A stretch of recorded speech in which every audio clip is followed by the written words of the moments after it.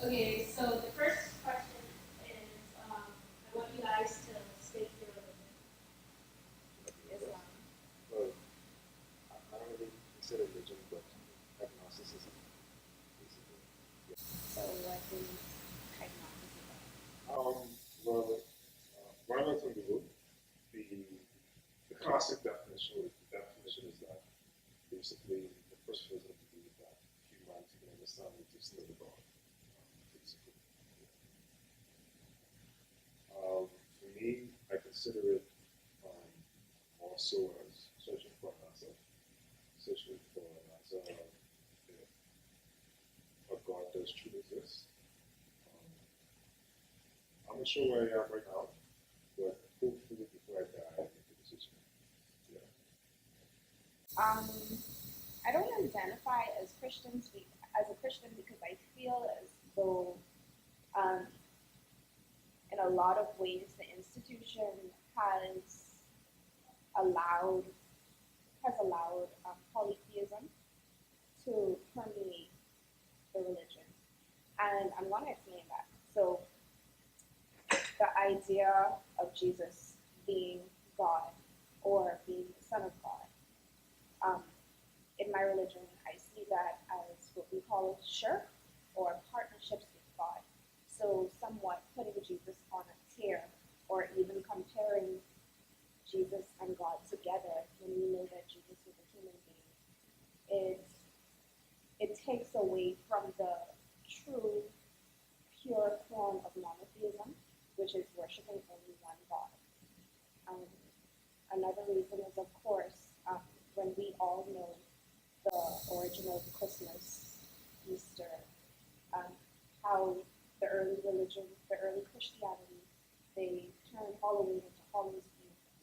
So it rubbed me the wrong way when I found out that Christianity, they allowed a lot of, I don't want to use the word paganism, but It's paganism.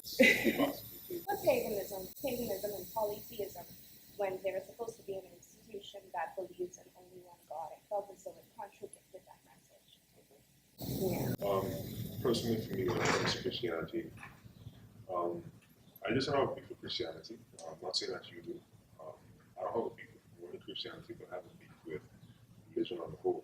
Uh, Basically, the idea of God, like that there's some being out there watching over us, and ultimately at the end of our lives, we're going to go to heaven.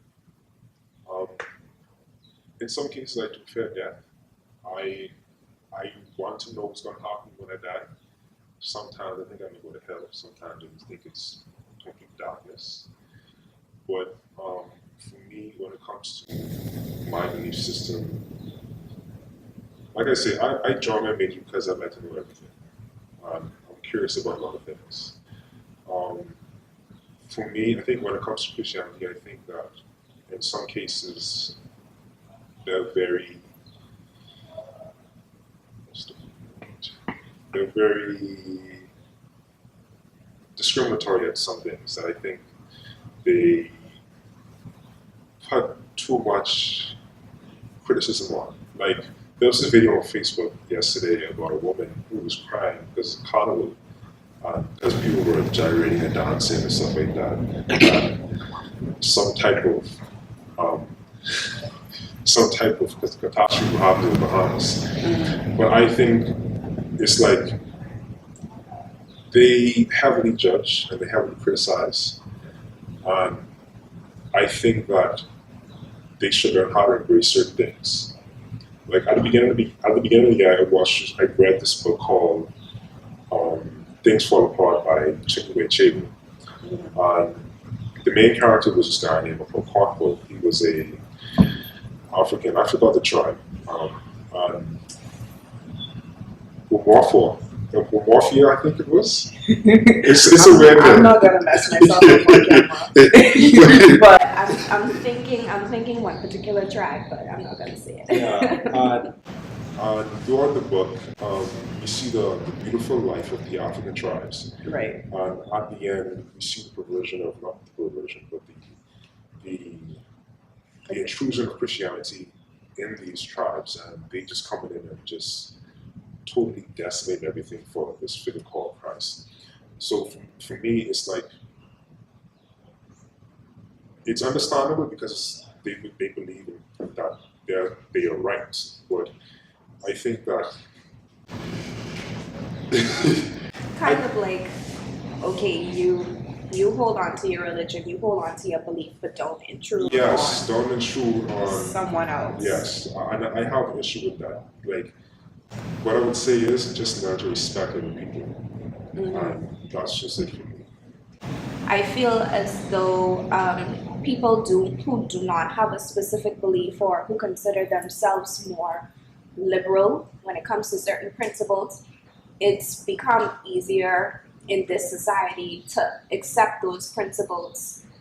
But when you as a religious person, you want to hold on to your principles, you're told constantly that you have to compromise or you have to allow certain things to happen.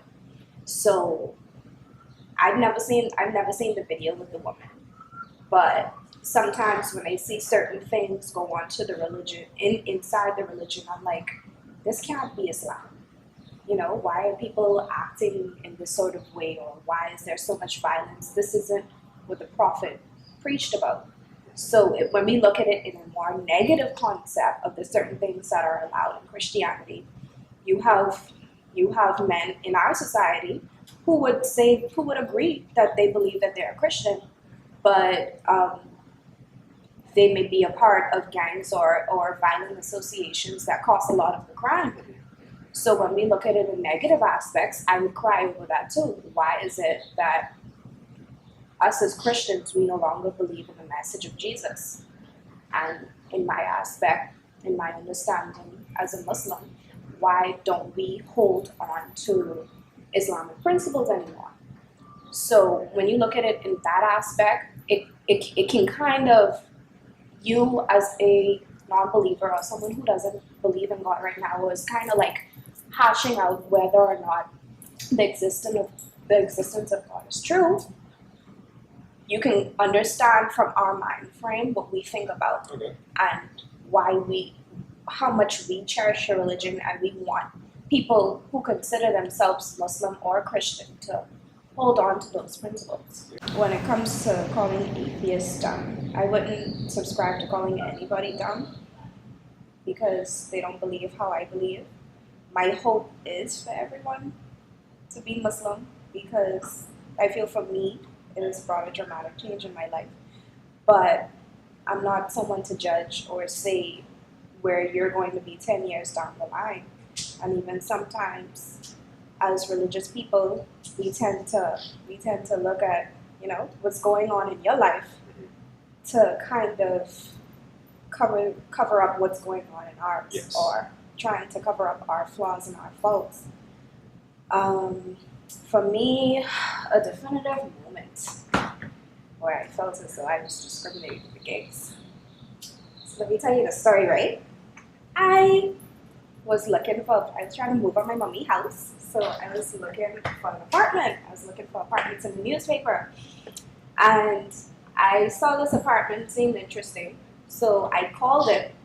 Well, I saved the lady's number. I noticed she has WhatsApp. So I started messaging her. And then I called her.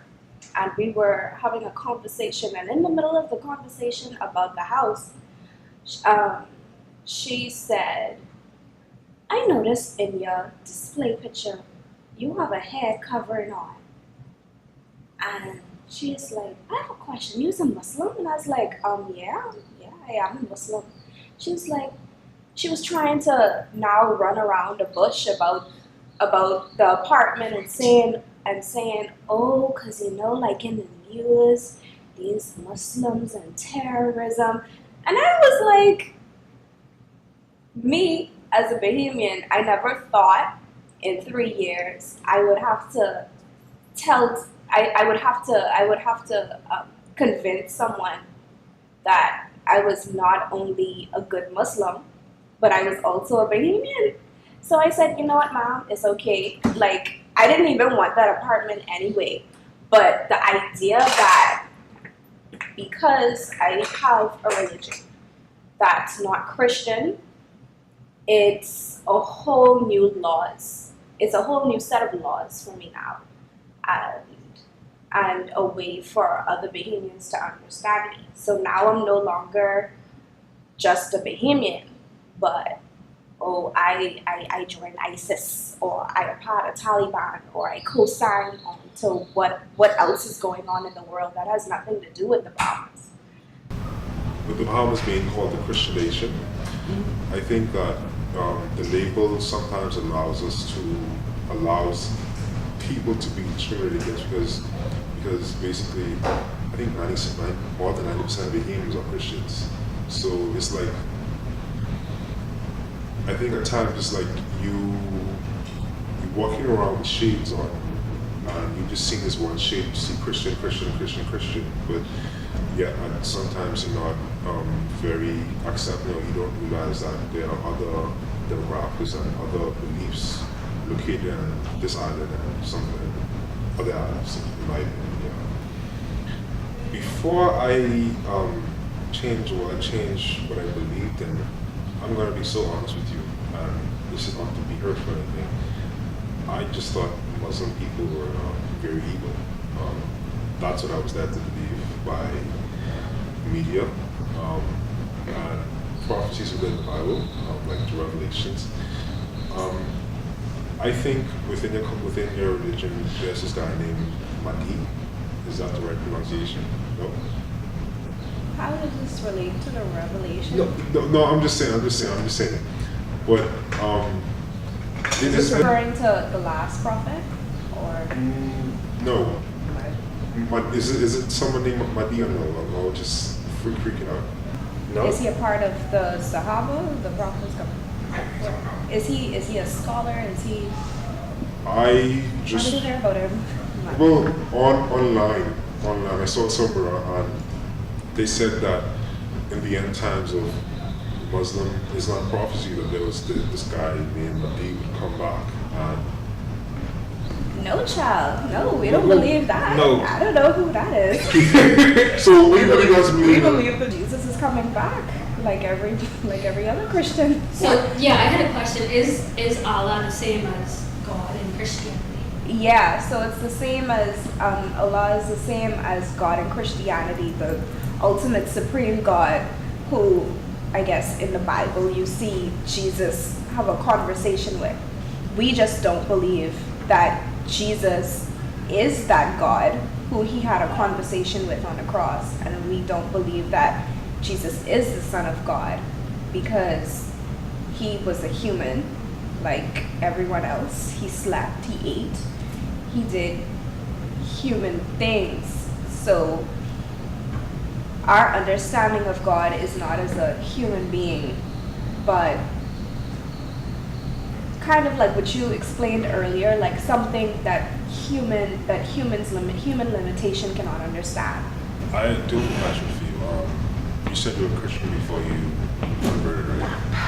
I was. How did your family feel? My mom was sad.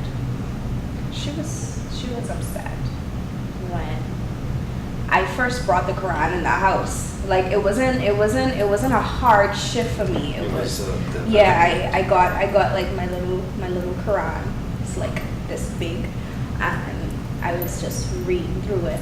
And she saw it one day, and then she saw me get the prayer rug, and then she saw me get when she saw me start covering my hair. She saw me praying, and she just pulled me aside one day into her room, and we had a long discussion about it. And before I converted to Islam, in the home we subscribed to the Jehovah Witness congregation, so the Kingdom Hall and their teachings. So for her, like if you know Jehovah's Witnesses, that is the truth. Like that is the true Christianity. So when she had that conversation with me, like she literally was afraid for my soul, and I had to explain to her the many reasons why I felt like Islam was the truth. and why I wanted to go on this journey of becoming a Muslim and learning this religion. And then I converted, and she brought my cousins. She brought my cousin, and we had her, and it was kind of like a mini intervention. So her, my cousin, and me were sitting there, and we had a conversation more about it. And you know, like I wasn't changing my stance. So she was sad, she was upset for a while, but the rest of my family, like, I was blessed to have a family that understands that your religious choice is your journey.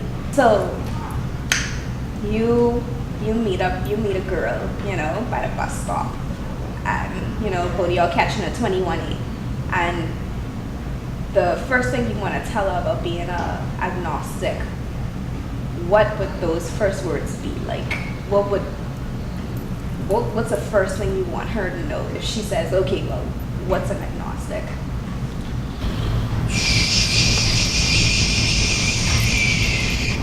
Basically, I would just say that personally for me, I would say that an agnostic is someone who doesn't truly understand that, or truly think that humanity can understand that the possibility of God, and that in my circumstances that I'm searching, trying to understand more about the world and the universe, origin of life. And so, what do you want people to understand about your religious choice? I guess it would be that it wasn't forced on me. It was something that I consciously sought after, and I made a decision to convert that way. I want people to know that as women, we're not oppressed.